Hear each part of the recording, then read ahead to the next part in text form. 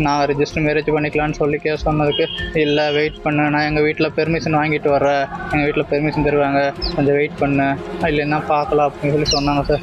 சரி ஓகே அப்படின்னு நாங்கள் வெயிட் பண்ணிட்டு இருந்தோம் சார். அதுக்கப்புறம் திங்கக்கிழமை அவங்க அண்ணா மறுபடியும் வழக்கம் போல் டியூட்டியிலேருந்து வந்திருக்காரு சார். 2 வாரத்துக்கு ஒருக்கா வருவார் சார்.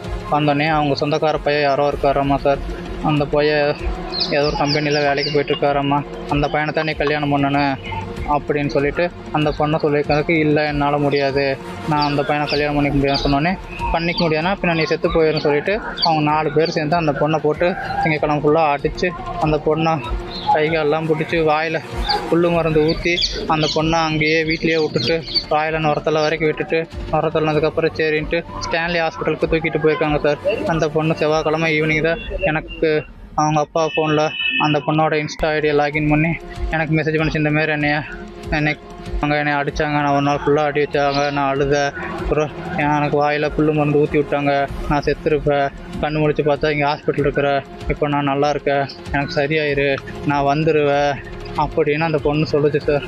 இன்றைக்கி திடீர்னு காலையில் பார்த்தா இறந்துட்டு தான் சொல்கிறாங்க சார். நேற்றுலாம் அந்த பொண்ணு நல்லா தான் சார் இருந்துச்சு, இன்றைக்கி காலையில் இறந்துட்டு தான் சொல்கிறாங்க சார்.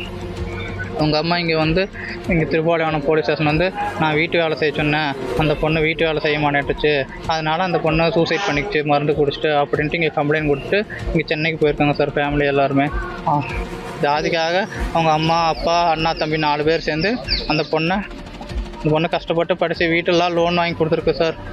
9 லட்ச ரூபா லோன் வாங்கி கொடுத்து அந்த பொண்ணு தான் சார் அந்த வீட்டையே அவங்க அண்ணா தம்பி கட்டி கொடுத்துச்சு அந்த பொண்ணு.